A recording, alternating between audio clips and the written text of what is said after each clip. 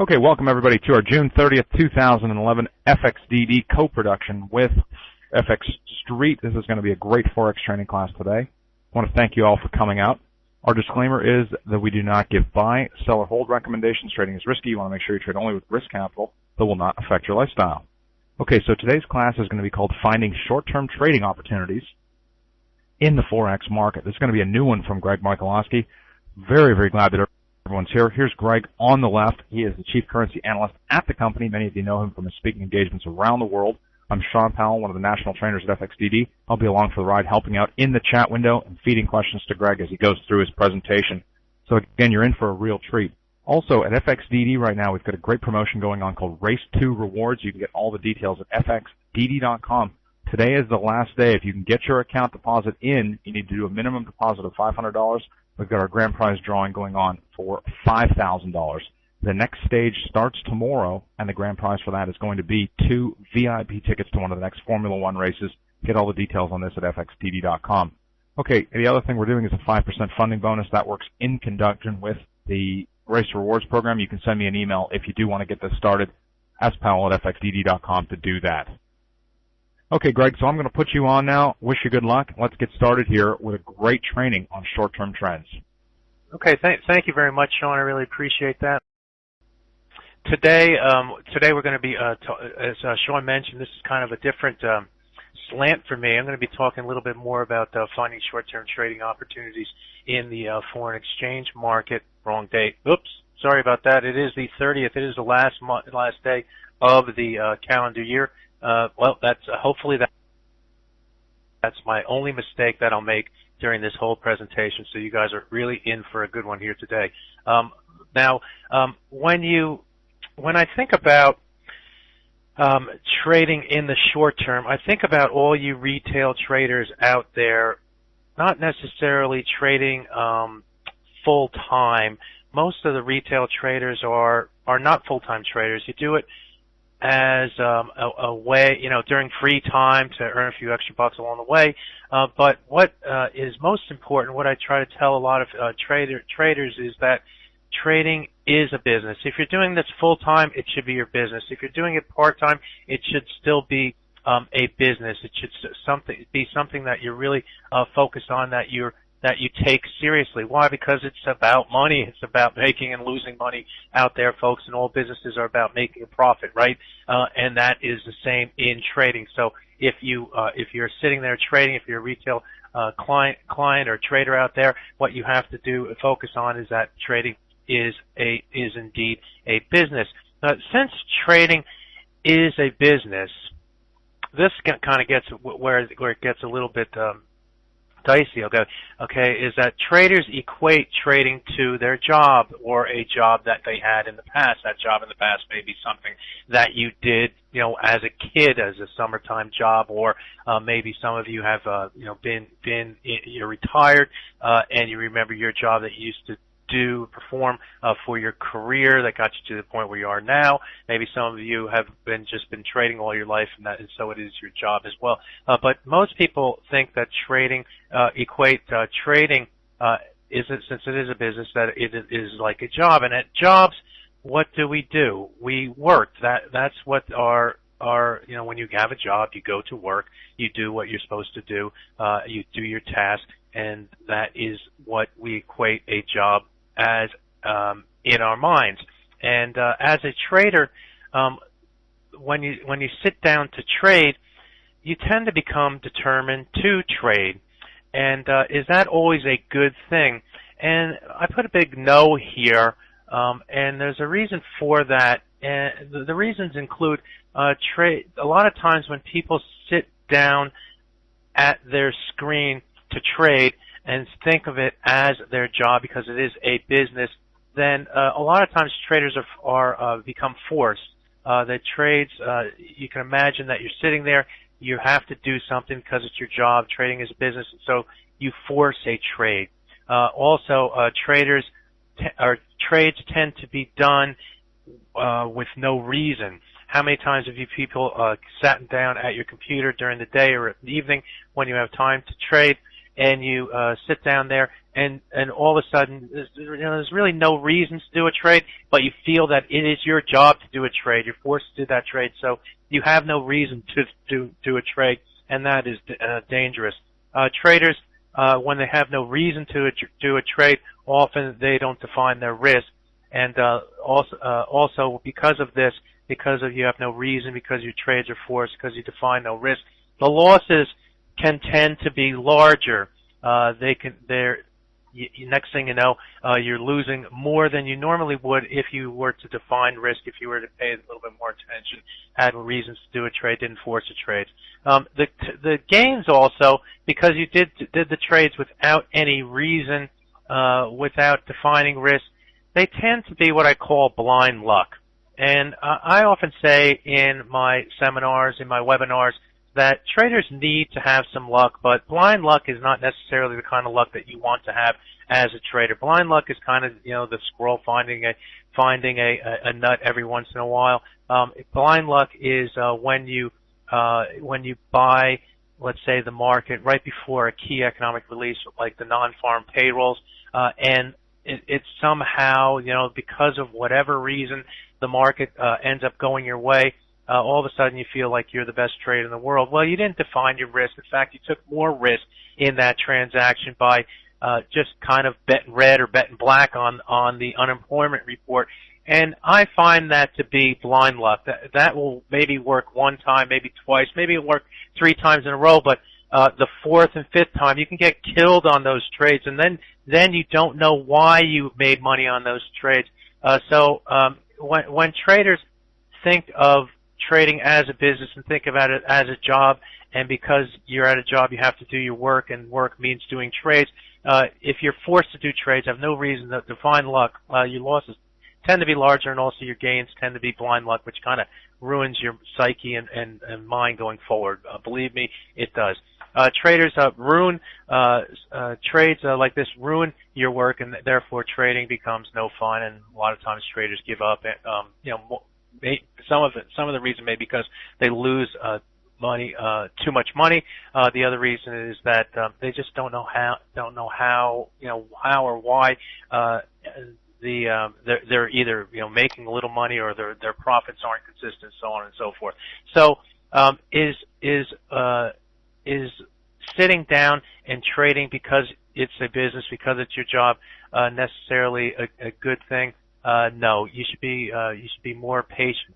Now, if this is a shameful promotion of my book, but in my book, Attacking Currency Trends, I focus on what trends, I focus on staying at trends, I focus on exiting trends, and there are 3 reasons why. Because trends are fast, trends are directional, trends tend to have big ranges, but what that also means is that retail traders tend to lose the most money in trending markets, because if you're not trading with the trends, if you're not staying on the trend, if you're exiting trends too early, you tend to trade against the trend. So retail, and what we found and what I've found throughout my career, and that has spanned 11 years within the retail trading sector, is that traders and retail traders in particular lose a lot of money in trending markets.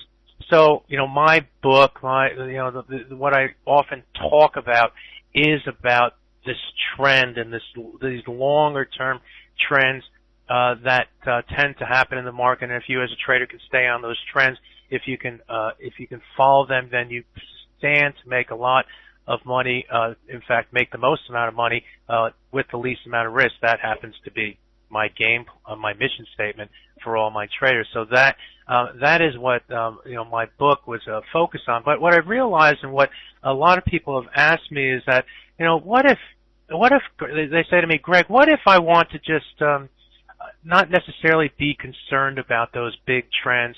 I would prefer not to take positions overnight. I just want to trade when I'm up. Trade when, not take positions that are going to leave me with a risk, so I don't sleep well at night, so on and so forth. I just want to trade during the day or during that time when I am watching the market. And and I started to think that, well, how can I take my ideas of trends and fit it into more of a shorter term time period, a time period for that a lot of retail traders really want to focus on. They want to focus on the now. They want to focus on, I'm sitting at the screen right now. I don't feel comfortable doing an EA because of the inherent problems that EAs may have as far as trading. I want to be in charge of my trading. I want to take, certain tools that I have, certain rules that I've learned along the way, and I want to apply them to my trading, but only when I'm up, when I'm there, when I'm sitting there watching the market. So what I've realized is that, retail traders with no position, with a clean slate, when you come into the market in the morning, in the afternoon, in the night, what you really have to do, and what you really should focus on if you're going to think about trading in the shorter term, is that trade entry. Trade entry becomes the key for anyone who's trading the market in the shorter term, that time period when you are sitting there watching the screens. So trade entry should nevertheless do some of the things that I talk about at length within, in trading the market on a longer term trend type basis, and that is they should define risk. If your trade entry does not define risk, you are just trading blindly. You're just doing trades for the sake of doing trades. That gets you in trouble. That is not what you do as a retail trader. This is a little bit different than your business that you're used to when you go to your job and you do your job, you do a task. Sometimes you have to wait to that point where you can clearly define your risk, where you know where you are right and where you may also be wrong. So trade entry should first of all and foremost define risk. Trade entry, especially in trading in the shorter term with a shorter term perspective, also must keep risk to a minimum. You must try to pinpoint your risk to points where you feel confident in your trades and feel confident that, hey, this level is a good level for me to buy today, right now, this hour, this minute, this second. And if you can do that, then you are going to be much more confident in your trade. And finally, the other thing that the trade entry should do, and in the progression of things like defining risk, keeping risk to a minimum, is that you have to, in your mind, say that this risk is acceptable to you.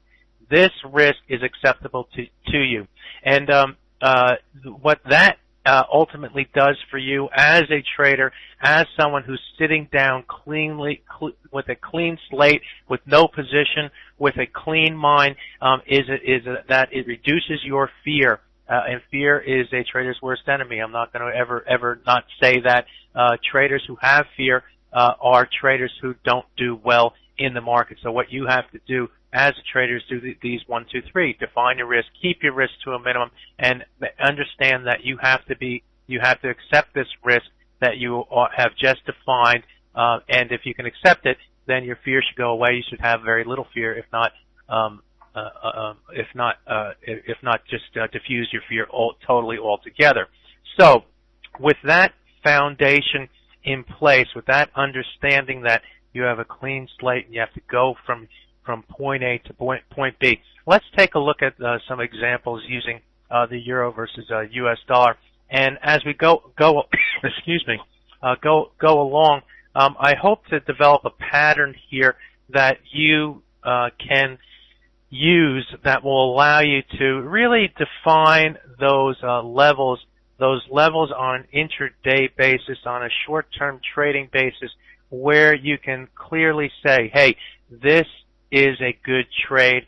This is a trade that I want to do. Now, before I go into that, I want to warn you that no matter how much homework you do, no matter how much work you put into this job, into this trade that we're going to look at, or that you're going to look at right before you enter a trade, there still is risk. The risk is that the market doesn't do what it should do. The market doesn't do what you think it should do.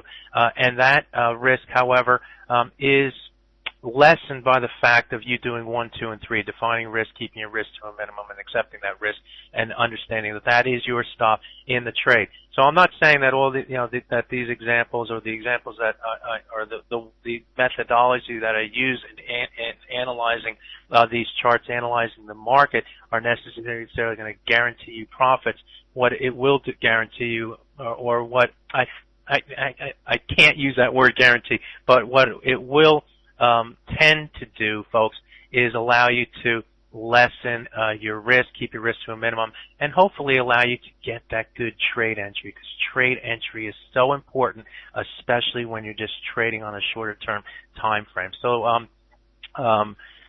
oops, I forgot the final words. In other words, give yourself a logical reasons to trade. If you can have some reasons to trade, if you can define risk, keep your risk to a minimum, be acceptable to you, then you have reasons to trade, and having reasons to trade give you more confidence in your trade.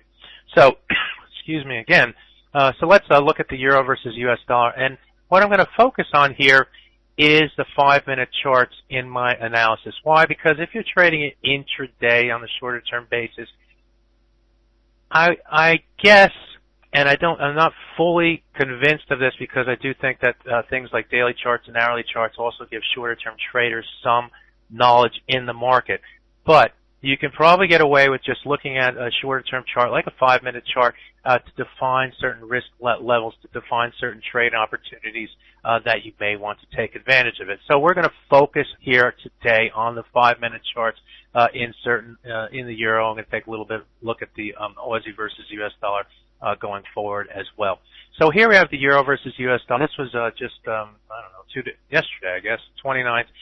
This was the euro versus US dollar on the 5-minute chart, and you can see that on the 28th, the market moved sharply to the upside. Then we had what tends to happen is you get a trend move that's unsustainable.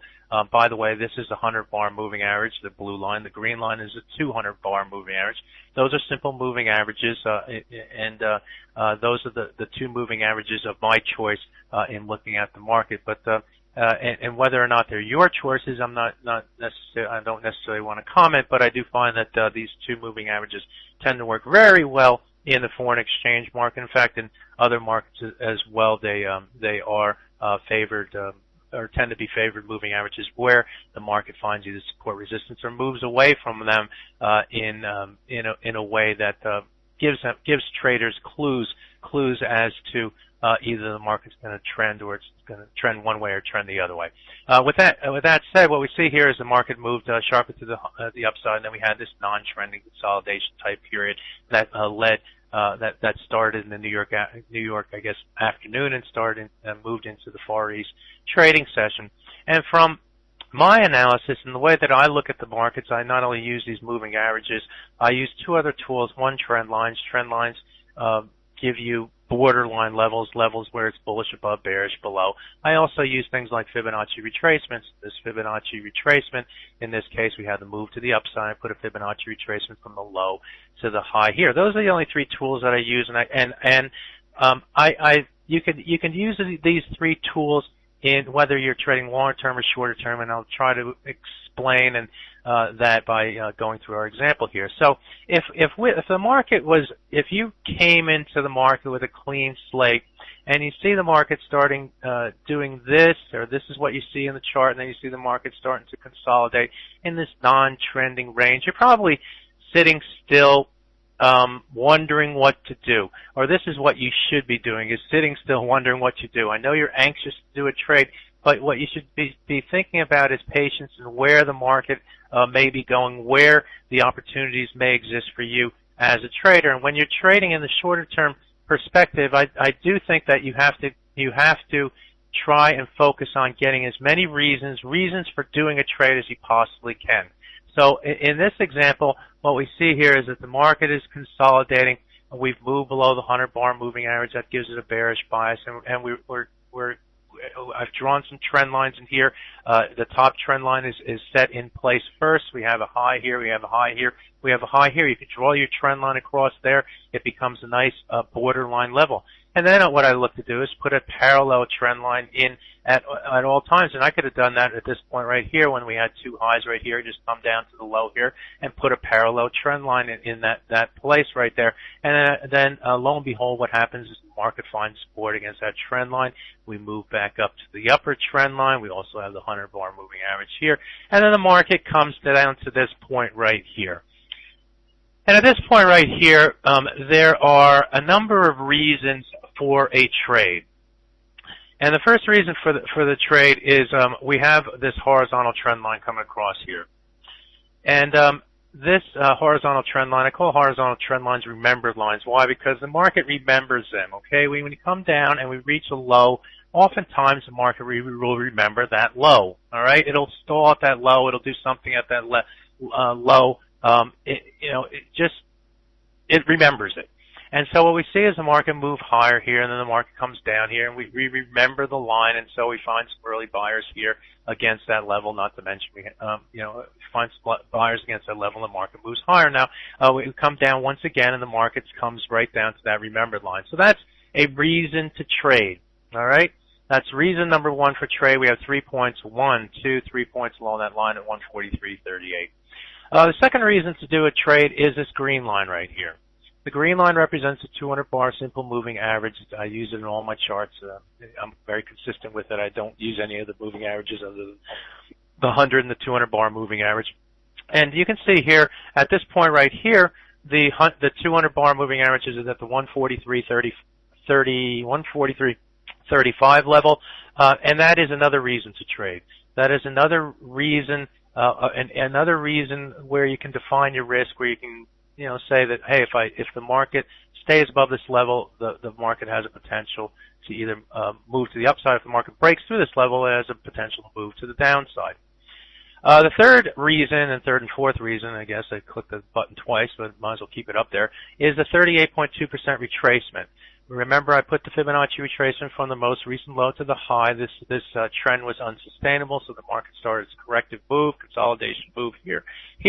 And when we come down toward this level right here, when we put in the Fibonacci retracement, we see that level comes in at the 143.35 level.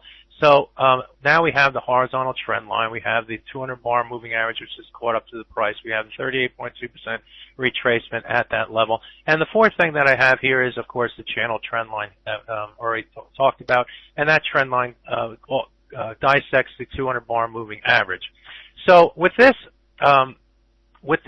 formation here, what I want you to do as a trader, if you see this type of formation, you're sitting at your charts, you have a clean slate, you don't have any positions on, is start to ask yourself some questions that will allow you to be confident in your trade. And those questions involve, there are actually 4 questions I want you to ask yourself.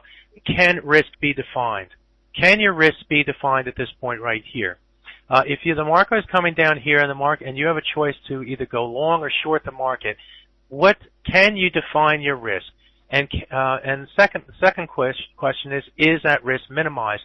The third question is the risk acceptable to you, because you need to accept the risk. And the fourth question is, do you have enough reasons to do the trade? The more reasons that you have to do the trade, the better off you are. So let's take a look at each of these questions here and see if we can answer them. So if the market is coming down toward this level right here, you have your lines in place, you have the 200-bar moving average, you know the 38.2% retracement is in there, and you know the channel trend line is in there. You know all that information as the market is wandering to the downside here. And you as a trader have to be prepared by having that information. If you have that information, you can be ready to act. So now, can risk be defined at this level? Of course it can. If you were to buy the market against all these 4 levels, or these levels right down here, trend line, remembered line, moving average, 38.2% retracement. If you bought against that level and the market goes below that level, what do you think the market would do? For me, it's pretty clear. The market would go to the downside. That's why these levels that I choose to use and these tools that I choose to use are visual. They give you a visual, and guess what? If I can see it, if I can draw a little Fibonacci in here and see 38.2, if I can draw a channel trend line and see the channel trend line, if I can have a 200 bar moving average come up there at that level, if I can see lows here, low here, low here, all within four pips of a certain key level, guess what? You, Mary, Joe, Harry, John, Jose, everybody in the world who's looking at the Euro-Dollar 5-minute chart and looking to trade it can see it too. All right? And if they could see it too, I expect something to happen. Either the market moves to the upside or the market moves to the downside. So can you define your risk at this level? Yes. If the price holds the level, the market should go higher. If it goes through, guess what? It should go lower. Okay? That defines your risk. You know where to get in. You know where to get out. Is risk minimized? I would say so. You do not have to waste a lot of time or a lot of pips at this point right here. At 143.35, if the price went to 143, if the price went down to this point right here, it would be below all these reasons for doing a trade, okay? And you would actually be thinking about selling the market at that point, seeing the market go through the 50%, going through this level, going to the downside. That's what all these levels do, is they create an energy at that level that you expect something to happen. Either it's going to go to the downside and break, or it's going to stay up to the upside and move higher. So is risk minimized? Yes. If you can't afford to risk 10 pips or so on this specific short-term trade, and maybe even less than that, then you shouldn't be trading at all. Is the risk acceptable? That's up to you, folks. If the risk is not acceptable, let's say at 10 pips, do a lesser amount. Okay, there's still enough reason to do it. But if you think that you have too much fear, if you can't lose that 10 pips on one lot, then do 0.5 of a lot. Okay, do something less. But there is enough reasons to do this trade, which gets to number 4. Do you have enough reasons? Yes, of course we have enough reasons. We have four good reasons why this level should be good support. This is 4 good reasons why you, in a shorter term trading environment, when you have a opportunity to do a trade, this is the opportunity right here. You don't know whether the market's going to take you out, whether you're going to lose that 8 pips or whatever on the trade, but what you do know is that if of all the trades that are out there, we've consolidated here for a while. We had the sharp move to the upside, which, by the way, I didn't even, the trend really is to the upside, and then we have consolidation. So all these reasons say to you, do something here. If you don't pull the trigger here, you're never going to pull the trigger as a trader. So those are the 4 questions that I want you to ask yourself when you're looking at this trade. And so this trade is the primo trade, a trade opportunity that you have in the market. So now let's take it a step further and look at, let's say you missed that trade. All right, you missed that trade, that initial trade. That trade which was the best trade on this screen right now, and you get to the point where the market comes up to this area right here, where the market breaks above the 100 bar moving average. The blue line is the 100 bar moving average, and that is also a key moving average that I use. I use the 200 and the 100. So would you or could you do a trade at this point right here at 143.56? So you're not at 143.35. Maybe you're asleep at this point. You come into the market, you turn your screen on, and you see this right here. So what would you could or would you do a trade here at this level? And so we're going to go through the same exercise and outline the reasons for doing the trade at number 2. And one of the reasons is all reasons for trade number 1. You saw the market trend to the upside. You saw the market consolidate and move down to key support against the 38.2% retracement, against this trend line, against this remembered line, against the 200 bar moving average. So those are all bullish reasons to do a trade at this point right here. Breaking above the 100-hour moving average is another reason. Well, first of all, before we get to that, we also moved above the channel trend line here. This is the second reason why you should think about doing the trade, or why it gives it a bullish bias here for you as a trader. We are above the top side of this channel which took 4 or so hours to develop. We held the support here. We moved above that channel. We found some resistance against the 100 bar moving average, found support against the old channel, found some support against 200 bar moving average, and that is reason number 3. We found some support against this 200-bar moving average on this corrective move to the downside, and that occurred at the 143.49 level. So you can see how these reasons are starting to build up in this trade number 2. The price also moved above, of course, the 100-bar simple moving average at this point right here, and that's another reason that this is a good trade. And so you, as a trader who just came in with a clean slate, who's turned your screen on, sees this formation here, what would you deduce? What would you think about doing this trade? Would you have enough reasons to do this trade? And so what you then have to do is then ask your 4 questions. Can you define your risk? Is your risk minimized? Is the risk acceptable? Do you have enough reasons? And in this example, if you were to buy the market when the market broke through the 100-bar moving average, can you define your risk? Of course you can. You have the 100-bar moving average. That's one level where you can define your risk at. You have this 200-bar moving average. That's another level you can define your risk at. You have this trend line right here, which if the market breaks through a trend line on the top side, oftentimes if the market moves back within the channel here, then all bets are off. So you have stops. If you were to go long in this area, let's say at this point right here, where I would put my stop on a short-term trading basis is if the market goes below probably the 200-bar moving average, or if, let's say, it goes below these lows right here, or if you really want to risk a little bit more, you can risk down to the trend line right here. The more that you risk, however, in a short-term trade, remember that the more that you're going to be demanding of the move to the upside or the profit perspective. So in a shorter-term trade, make sure that you define your risk very closely. And when you have certain levels, certain close levels together like this, you can, in theory, put your stop. Let's say if the market moves above the 100-bar moving average, has all these reasons for doing the trade, including reasons for trade number 1. If the market should move to this point right here, let's say below this line right here, you're risking just a small amount in the trade. This is what you want to do as a trader.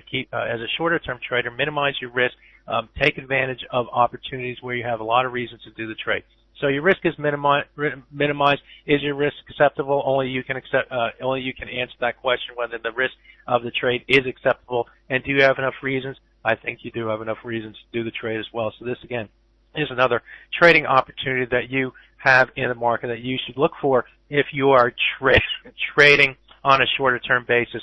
Define those reasons, define those levels, define that risk, and accept that risk. And if you can do that, you're going to find that you're going to find that good trade entry level. Either you're going to find it or you're not, and you're going to lose a little. But if you find that good trade entry, you're going to set yourself up for a profitable opportunity. And now the third trade off of this chart comes on after the market moves to the upside here and then corrects down. So you, as a third trader who's really slept in this day, come into the market at this point right here, and you're looking at the same scenario or the chart at this point right here. I'm going to sneeze, so I'm going to put my mic off here for a second. All right. Saved you that. But what you will do in this case, if you're a trader and you come into the market and you see this type of formation, do you have reasons to do trade number 3? And in this case, you still have all the reasons for 1 and 2 to do the trade. You also are testing the 100 and the 200 bar simple moving average, and both of those two moving averages are converged. Note here at this point right here, our moving averages aren't converged at that point, and so you don't have that what I call the three is a crowd situation where the two moving averages and the price converge at that point. I tend to look for a move away from it, a point where the market has a lot of energy because it's in equilibrium at this point. The two moving averages and the price are all converged. It creates that energy, and oftentimes you get a trend type move away or move away. So this opportunity right here in the same chart here is also another opportunity for you as a trader. You can define your risk. What would be your risk in this case? Probably the same risk that you had at this point right here. It's nearly at the same level. So even if you were long the market at this point right here, you saw the market move higher.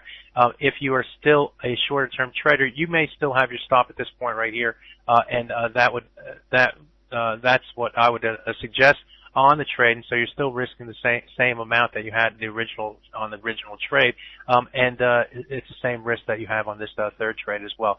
And what we see in all three of these situations is that the trade panned out. The trade did what it should have done. The market started to move to the upside, and we started to trend away from all the clues that were here. And I'm not surprised about that. Why? Because what the market will focus on at point 1, point 2, point 3 is the acceptance of the reasons to do the trade. And the more reasons that you can pile on, 1, 2, 3, 4, 1, 2, other reasons at this point right here, other reasons right here, the market sees that. The people the traders out there see acceptance, acceptance, acceptance. And although the market's not necessarily trending in a fast motion here, it provides you an opportunity for a shorter term, to get in the market at a good level, and you have to be patient, you'll have to let it work, but if the market sees that all these levels are being accepted, you tend to eventually get that break that puts the market, moves the market 100 pips up to the upside. I'm not going to talk about exits in this trade right here. What I'm focused on instead is in the shorter term, when you're trading the market in the shorter term time period, what you have to do is focus on the entries. So trade location, reasons to do a trade are so important for you. They'll give you confidence. They'll allow you to trade the market with a cleaner mind, a cleaner objective, a cleaner with a clean slate that allows you to hopefully take advantage of some of these low risk trading opportunities and allow you to be profitable more so than unprofitable in your short term trading. You must remember, however, that you can and will have those times where the market does not do what it should do, in which case you would take a loss. So let's take a look at one more example here. I want to take a look at the Aussie versus US dollar, and this is on the 5-minute chart as well. And my question to you is, would you do a trade here at the 105.33? Well, let's take a look at the market in this respect, and we'll try to outline our reasons and also define risk and see if the trade is acceptable. So from this perspective, what do we see? We see the market trending to the upside, a nice trend move to the upside, and then we have a slowing, a consolidation here that allows the 100-bar moving average, our blue line on the chart, to catch up with the price. And what we see at this point right here at the 105.33 level is that we may have some reasons to think that the market has some potential to the downside. And some of the reasons include things like this. The market had a ceiling here, a ceiling that was broken at this point right here. The market went above the ceiling once, twice, 3 times, and each of the time the market went above that line, what did it do? It stalled. In fact, the last move to the upside actually took out the high by maybe a pip, this high right here, and then came right back down below this remembered line, this ceiling line right here. So that's a reason to think that maybe the top is in place. Another reason to think that maybe the top is in place is, what is our moving average doing? It's starting to flatten out. It's flattening out at this point. Another reason to think about doing the trade is that the price moved below the trend line or the moving average line at this point right here. So that's another reason to do a trade. Another reason to do a trade is take a look at this high right here. This is a high that we can draw a remembered line. The market went above that remembered line, had one little trader sell it down here. That might have been me selling it when it went below the remembered line here, and then it moved up, and then we did it again here. I sold it again. It went back in my face, did it again, but then we started to find some support against this level. This remembered line, had some reaction here. It had a quick reaction back up, quick reaction, found some support here, moved up to the high. So we broke through that remembered line, and I think all these reasons are good reasons why you should think about shorting the Aussie versus US dollar. You could define your risk. Your risk would be, probably if the market moves above this line right here. So you're risking, what is that, like 30, 35 up to, I don't know, less than 40, 40. 40, 40, 41 or something like that in the trade, maybe 42, 43, 8 pips, 9 pips on the trade. That is an acceptable risk. If it isn't acceptable, then think about doing a smaller amount, because you definitely have a lot of reasons why the market should go to the downside. And what does it do? We do get that move to the downside here.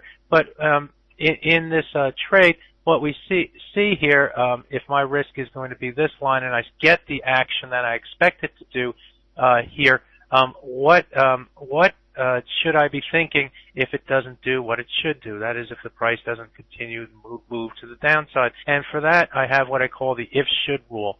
And so if the market, what my if-should rule states is this: if the market price breaks the moving average like we saw in the Aussie versus US dollar, is losing momentum like we saw with the moving average starting to move sideways and turning over, has broken a floor level. We define that floor level, that remembered line. So it broke through that floor level, failed on the extension to the new high. All these are the reasons why the market should go lower, right? The price should go lower. And indeed, the price did go lower for a time being. But the second part of my if-should rule is, again, if it does not do what it should do, then you have to get out. And so if we were to take the Aussie versus US dollar, and I'm going to get out of my presentation here for just a second and bring up the chart instead. All right, you should see the chart of the Aussie versus US dollar. This is the same chart that I had in the presentation. And what we see here is that the market did indeed break all these levels right here and should have gone down. A target level would have been through the 200-bar moving average through the 38.2% retracement. But what do we see happens? The market doesn't do what it should do. So you as a trader who did all your homework, who sold the market at this point in this area right here for all these reasons, did the right thing. You did the right thing in the trade, and that is, you cannot fault yourself for doing the right thing. And in fact, you saw the market move in your direction. It was going your way. It should have gone lower. We should have seen the market go through the 200, through the 38.2% retracement, which, by the way, was this old low right here. So all these things were lining up for the market to move to the 200, move to the 38.2, or at least test these levels, and then you can make a decision as a trader whether it went through those levels. But what happened? The market didn't do what it should do. We started to correct back to the upside. And for you as a trader, because you defined your risk, because you understood that your risk initially on the trade may have been if the market moved above this ceiling level or moved above the high, risking that 8 or 9 pips on the trade. When the market does this and then starts to move back above the 100-bar moving average, what are you thinking at this point right here? You're actually almost thinking not only get out of that short, but you have all the reason in the world to get long the market, don't you? You can start in your shorter-term trading to think that if the market didn't do what it should with all these reasons, maybe the failure of that is a reason to go long instead, to reverse your position and see the market and see if the market can move higher. Why? Can you define your risk if the market moves above the 100-bar moving average? Yeah. I would use this floor right here. I would use, you can put it in a trend line right at this point right here. I would use that trend line. I would use the 200-bar moving average. Risk this amount on the trade. The difference between, 135 and this level is 22. 13 pips would be the maximum that I would have to risk on this trade, maybe 15 pips, bid offer spreads or something like that, 15 or so pips on the trade. And that is the worst case scenario. But at this point right here, I got to start thinking about doing a short-term trade the other way around. And what happens? The market does that, uses that level and starts to move, trending to the upside, No risk at all. You had a lot of reasons to do a trade. On the short side, you still have a lot of reasons to do a trade on the long side. So that takes care of my lesson here today on thinking about short-term trades. Short-term trades require you to really focus on the entry. It requires you to focus on reasons for doing a trade, defining those risks, keeping that risk to a minimum because you are just dealing in the shorter-term environment, and then being able to accept that risk once you can do all those things, and you are set up to execute your trade in the short term, and then you see what may happen or what may not happen. It can go your way, it can go against your way, but at least you put the odds of success more in your favor by doing these things, by following these steps along the way. So it is 11:46. We have time for some questions. I hope there are some questions. And then, so put your questions in, and we'll answer them and finish this up by 12. So thank you very much. All right, boy, Sean, do you? I didn't even see all the questions here. Do you have any ones that you want to focus on here for me? You've already got that. Okay, here. What's your opinion on scalping, Greg? What is your opinion of scalping? Okay, what is my opinion of scalping? That's from Boyke. Well, here's my opinion. Even though I'm focused on short-term trading here, I'm trying to focus on short-term trading. I don't want to put it in the same boat as scalping. Okay, I don't want to put it in that idea that traders can make a lot of money scalping a pip or two in the market because of the volatility in the market. And the reason why I say that, Boyke, is that I'm going to give you a mathematical example. I've seen a lot of scalpers out there take a pip or two on a lot of trades and be successful, let's say 84% of the time. So let's say that you're dealing in the euro with the most narrow bid-offer spread of 2 pips, okay? So the market is 10-12, and you buy at 12. Your goal is to make a pip on this trade, and so if you buy at 12, the market's 10-12, you need the price to go 11, 12, 13, 3 pips in your favor for you to make 1 pip. I've seen, because of the volatility in the euro, I've seen a lot of traders be right 84% of the time in that trade. They take their 1 pip, they're up 84 pips in their account. And then I've seen them be not so lucky in that trade. And if the trader is disciplined, and if you're a scalper, you should also be very disciplined in what you do. So let's say that because it took you 3 pips to get that 1 pip profit, that you will take a 3 pip loss the other way and close your position out. Just a very conservative, very scalpy type thing. So if you bought at 12 and the market's 10-12, and the market goes 3 pips against you, it goes 9, 8, 7, you sell at 7, you lose 5 pips on that trade.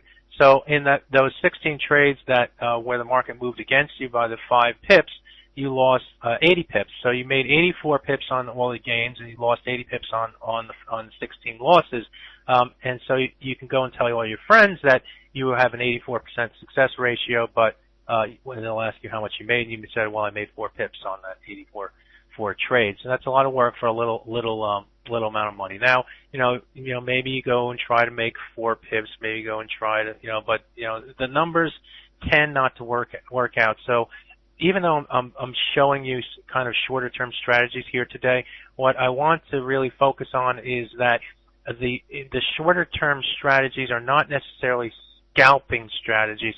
They are strategies to pinpoint your risk, pinpoint your trading opportunities that allow you to get in the market at get good trade location that is defined by simple tools that are visual, tools that not only you can see but other people can see.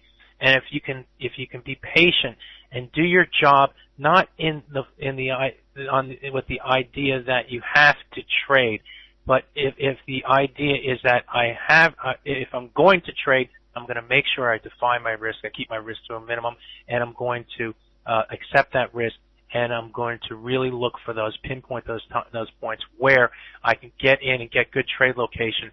And because I've defined my risk, I can sit on my hands and let the market take me out, or let the market and everyone else who see those same things cause the price to hopefully move in your direction. Scalpers get scalped. Yes, they do.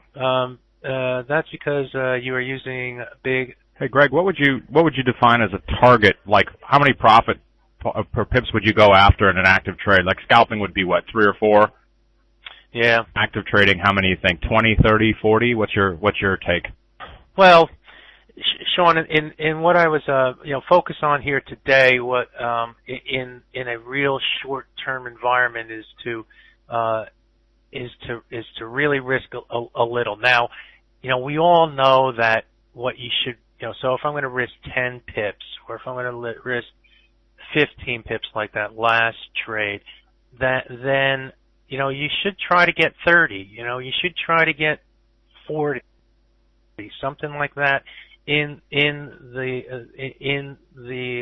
position in the trade. Doesn't necessarily mean that you have to sit there with your arms folded across your chest and waiting for those 40 pips. No. If the market were to do like it did in that Aussie example that we had, where the market broke through all those reasons, and you had all those reasons to sell the market, and then we saw the market move back above those reasons, then you have to get out, or maybe you take profit early, and you take a smaller amount.